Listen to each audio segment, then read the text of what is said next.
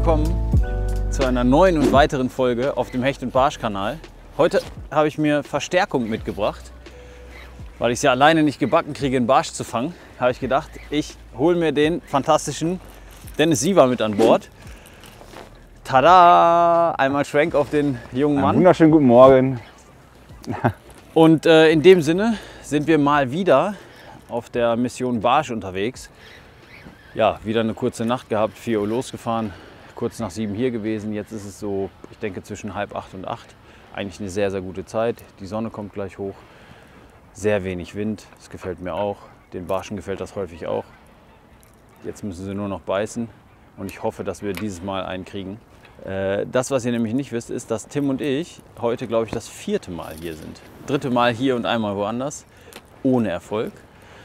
Aber das ist halt so, die großen Barsche, die muss man abpassen und ich hoffe, das funktioniert heute. Aber jetzt angel ich erstmal. I'm good, I'm so straight. We ride so clean, A-okay. Come down, swing through, so clean in this coupe. We do what we do when we swinging through. Know a G got it like that? Yeah. I'ma drop the roof back on them. Why you gotta do them like that? Maybe rain a few stacks on them. So clean, I know, so hard, you go. Something like a lightning on the iron ride. You should put the camera on the tripod. Damn, something like a movie tonight. Lay back, I'ma have to do me tonight. Cruising the night with the window down. Never been the game to me though. Lay back, so tired. This vibe. Die anfängliche Euphorie ist jetzt erstmal vorbei. Natürlich gab es noch keinen Biss, sonst hättet ihr das natürlich gesehen. Aber mal sehen.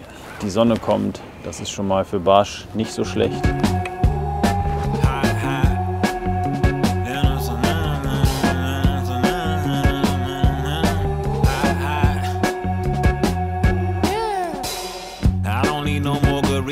Leave the seasons, this breezes Jesus. The seizures about as cool as my t-shirt. This chick is old school like Shelto Adidas. She feed me shellfish, I need it. Since I don't eat beef or chicken, pork was bleeding. Y'all had enough of your summer, go leave and go back to Bummer, Ohio. Why only wild out on the weekends? I'm on a surface safari. Wir werden einen Spotwechsel vollziehen.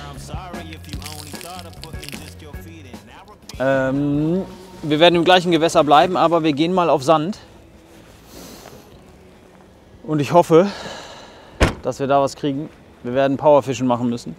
Wirklich viel suchen. Wir haben jetzt hier schon wieder viel zu lange an einem Spot rumgelungert, aber es ist halt auch das ist halt immer so mit seinen Spots. Ne? Wenn man einen Spot hat, wo man weiß, der ist gut, dann bleibt man halt länger. Oft halt dann wahrscheinlich zu lange, aber gut, am Ende müssen wir jetzt weiterfahren und dann müssen wir wirklich Powerfischen machen. Also wir machen hier so Rotationsprinzip. Ne? Ihr wisst.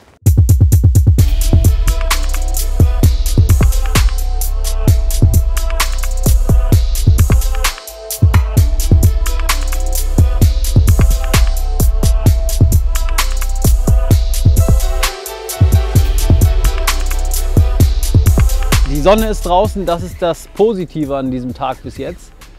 Wir sind jetzt, glaube ich, 3-4 Stunden hier. Haben jetzt echt ein paar Spots richtig punktuell auch abgefischt, aber werden jetzt gleich ein bisschen mehr Schrecke machen. Du hast die beiden Nachläufer nicht erwähnt. Stimmt, wir hatten doch, ja Mensch, siehst du, wir hatten 2 Nachläufer. Vielleicht auch derselbe, man weiß es nicht. Vielleicht war es derselbe Fisch, genau, das weiß man nicht so genau. Allerdings ein Hecht. Also nicht der eigentliche Zielfisch, auf den wir es hier abgesehen haben. Sind auch relativ viele Angler unterwegs, dafür, dass es mitten in der Woche ist. Das zeigt ja, dass das Gewässer jetzt nicht unbedingt das Schlechteste ist. Bis jetzt finde ich es nicht mehr so ganz gut. Ich hatte hier schon gute Tage, aber die letzten Tage, die waren immer nicht so gut. Was habe ich denn hier gemacht? Oh, kann was werden, Dennis. Kann was werden. Ja, wahrscheinlich hatte ich gerade in der Phase den einzigen Biss weit draußen. Auf Ja, natürlich, ja. Und du hast mir jetzt Vergleich hier. Ja. Das habe ich mir extra gemacht. Bevor einer was fängt und das nicht ich bin, fängt lieber keiner was. Oder wie? bin vom Free-Rig umgeschwenkt auf einen Carolina und das mit einem ziemlich langen Arm. Also ich weiß nicht, ob man es so sehen kann. Hier ist das Blei montiert, also das Tungsten in dem Fall. Und ich habe so einen, ja, ich denke 70 cm bestimmt Abstand zum Haken. Das mache ich aus folgendem Grund. Ich glaube, dass die Barsche hier in dem klaren Wasser schon sehr, sehr vorsichtig sind. Und auch um in der Kante relativ schwerelos zu sein, versuche ich das hier so weit, wie es eben geht, als Abstand zu halten. Und deswegen, also hier so ein, ich weiß gar nicht, das müsste ein 10 Gramm Tungsten oder 14 Gramm Tungstengewicht sein. Hier drunter eine kleine Perle montiert und ich habe das hier verbunden. Dann kann ich nämlich theoretisch das Vorfach kürzen, beziehungsweise vielleicht auch was anderes dran tun. Hier mit so einem kleinen Karpfenring in dem Fall, aber so einen ovalen und hier oben einfach wieder mit einem Rigring dann auch an der Hauptschnur verbunden. Ja, jetzt muss ich mal gucken. Also es wird echt immer noch genauso zäh wahrscheinlich bleiben, wie es die ganze Zeit war, aber es gibt hier richtig, richtig große Fische und deswegen ist es auch verdammt nochmal so, dass ich immer wieder hierhin zurückkehre, denn ich weiß einfach, hier kann jeden Wurf der Ü50er einsteigen. Ich muss einfach weiter am Ball bleiben. Ich hoffe, dass Dennis den dann fängt tatsächlich, weil der jetzt das erste Mal heute hier ist und ich glaube, so mittlerweile auch manchmal die Motivation verloren hat. Sagt, ach Mensch, was machen wir denn? Wo wollen wir denn hin? Und ich sage, ja, wir machen das. Aber ich hoffe echt, dass wir zumindest einen Fisch zu Gesicht bekommen, der hier ordentlich Rambazamba an den Ruten macht. Und hoffentlich fängt er den.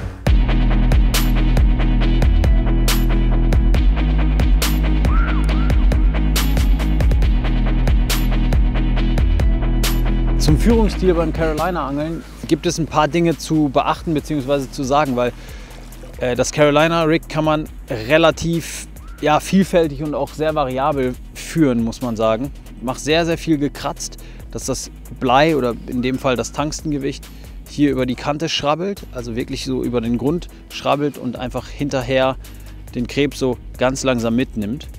Manchmal mögen die Barsche das aber auch wirklich so, ja, wie soll ich sagen, sehr, sehr aggressiv geführt. Also dann kann man wirklich 1-2 Zupfer machen, sodass das Tungstengewicht auf die Perle knallt und 1-2 Mal sich nach oben verschiebt auf der Schnur, wo es so laufen kann.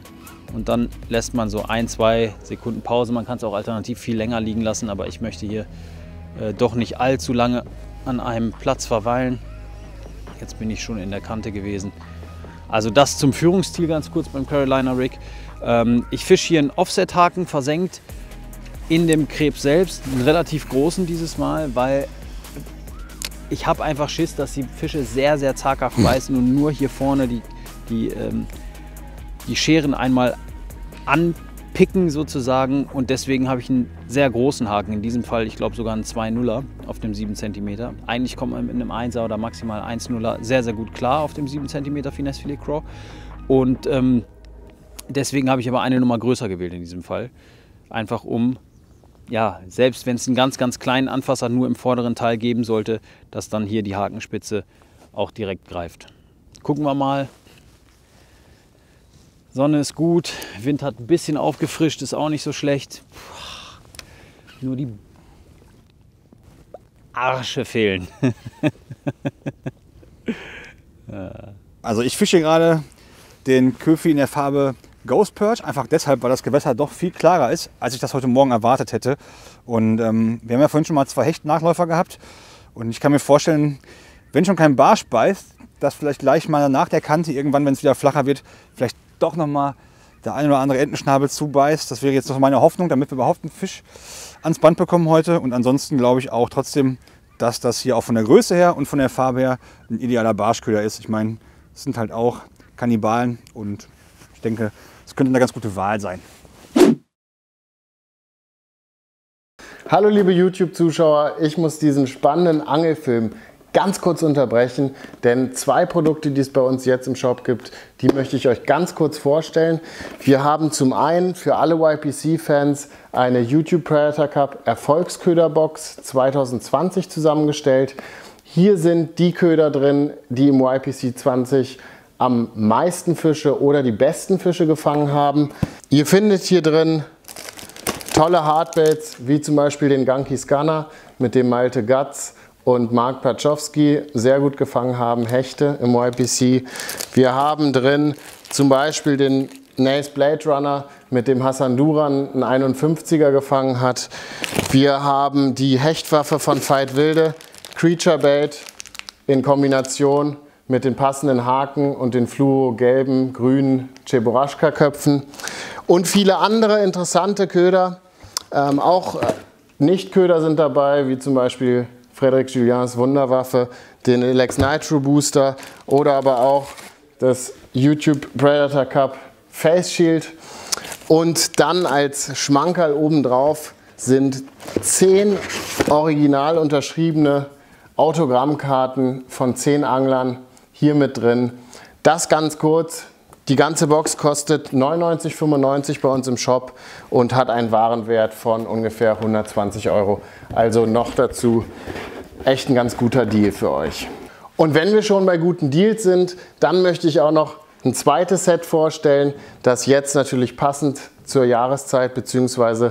zu den Feiertagen an Ostern sehr relevant sein wird. Wir haben ein Osternest wie letztes Jahr. Diesmal ist es noch einen ganzen Tick geiler geworden. Das Ganze kostet 44,99 € bei uns im Shop und hier ist Ware im Wert von über 70 € drin. Es sind 3 Hardbaits, von Ganki ist einer dabei, von Rapala ist einer dabei, von Westin. Dann haben wir einen Hybridköder, also ein Hardbait mit einem Softbait-Schwanz, Headbanger Shad in 11 cm. Natürlich sind auch Gummis bei, wie zum Beispiel der 7,5 cm Shad T Slim oder Finesse Filet Craw. Für die, die gerne groß angeln, haben wir auch noch einen 18 cm Fat Louis mit reingepackt. Habe ich gerade erst einen richtig großen Hecht drauf gefangen. Und um das Ganze abzurunden, nagelneu von Nace, der Mace Runner Spinnerbait zum Hechtangeln. Und ja, dann sind noch ein paar Ostereier in Schokoform mit drin. Und ich glaube, hier kann man echt nicht viel falsch machen. Jetzt viel Spaß mit dem weiteren Verlauf der Sendung.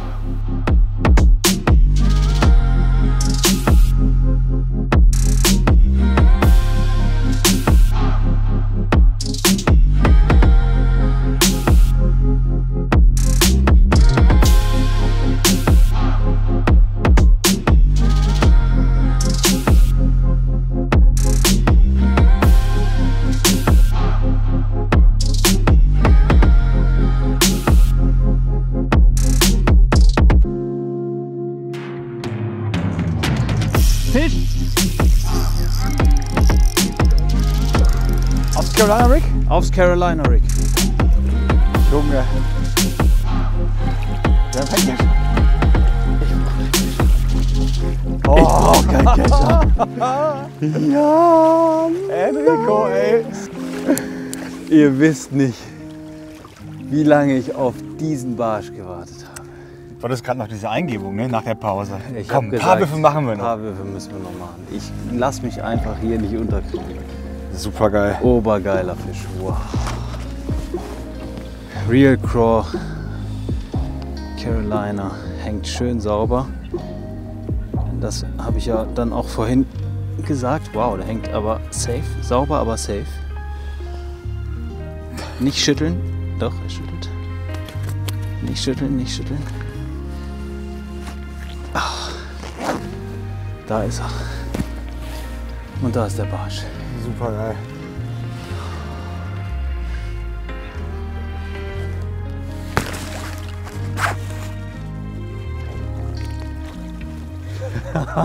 Da fällt was ab.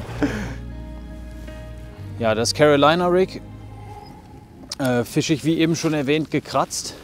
Ich fische das aber gar nicht so aktiv schnell, sondern relativ langsam, immer mit kurzen Pausen dazwischen. Man kann es natürlich über die Rolle kratzen, also schleifen über den Grund, aber ich angel das meistens über die Spitze. Also ich kurbel ein-, zweimal auf und schleife dann praktisch über die Rutenspitze dieses Gewicht dann über den Grund.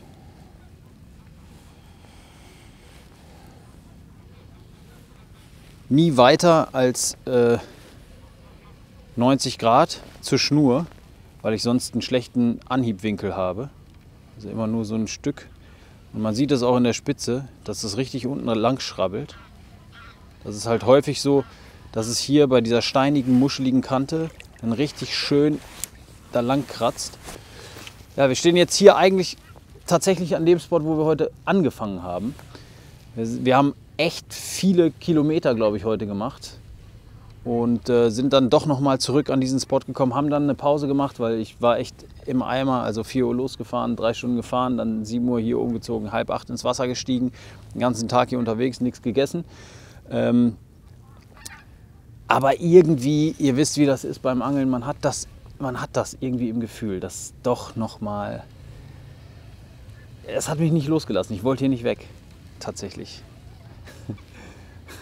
Tim und Dennis waren schon ein bisschen ungeduldig, muss man sagen. Beide so, ja, wollen wir nicht dies, können wir nicht da, haben wir nicht hier noch einen Spot, kennst du nicht da noch was? Wir haben schon rumphilosophiert. Ich habe aber dann gesagt, nein, wir machen hier noch ein paar Würfe, weil irgendwie, ich will nicht sagen, ich habe es gewusst, weil das wäre Blödsinn beim Angeln, aber ich habe es im Gefühl gehabt und ich bin sehr, sehr froh, dass ich das bestätigen konnte.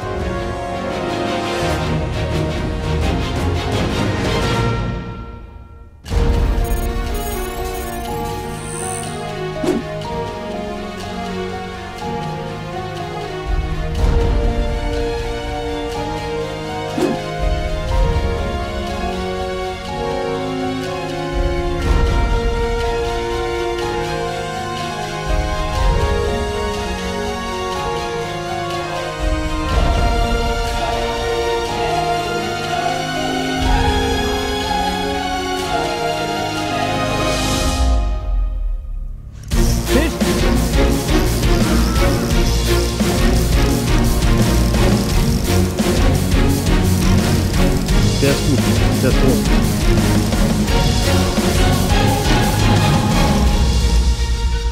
Der ist groß, der ist groß.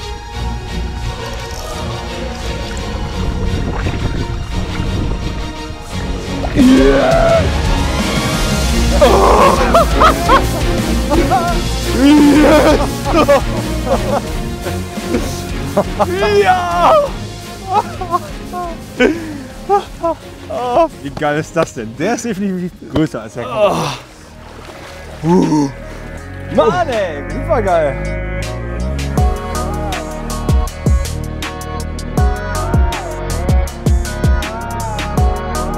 Und wieder auf den Real Craw in 7 cm am Carolina Rig.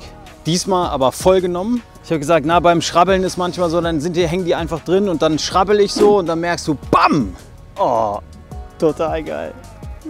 Oh, fantastischer Barsch.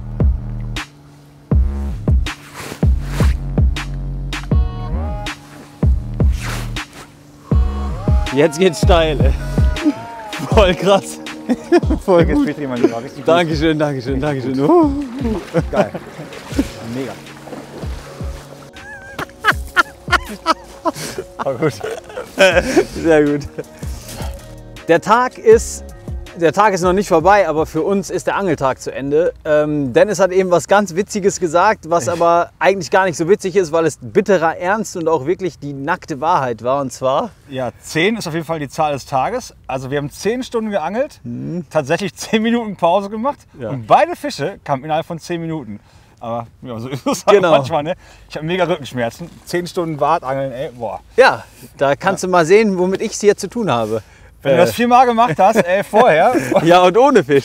Das ist eigentlich genau das Ding. Aber ja, da sieht man mal wieder, Angeln ist jetzt auch kein Geschenk unbedingt, ne? Also man muss sich die Fische immer hart erarbeiten. Ich bin froh, dass wir euch auf jeden Fall die 2 Fische vor die Kamera gezaubert haben. Und ich bin sehr zufrieden, dass du heute endlich mal geschafft hast, mit mir zu drehen, weil wir hatten das echt lange vor. Ja, auf jeden Fall. Haben es aber leider irgendwie immer so zeitlich nicht hinbekommen. Dieses Mal hat es geklappt. Leider hat es mit dem Fisch nicht geklappt, aber das wird dann nächstes Mal wieder klappen. Alle, die es noch nicht gesehen haben, die sollten es sehen und anderen empfehlen. Glocke an, den Kanal fleißig abonnieren. Alles, was zum Tackle dazu gehört, steht natürlich unten in der Videobeschreibung. Ich freue mich wieder auf eure Kommentare, auf eure Anregungen, vielleicht nochmal das eine oder andere sehen zu wollen in den nächsten Folgen und bedanke mich an dieser Stelle und sage, wir sind raus. Mickey Mouse. Macht's gut, ciao.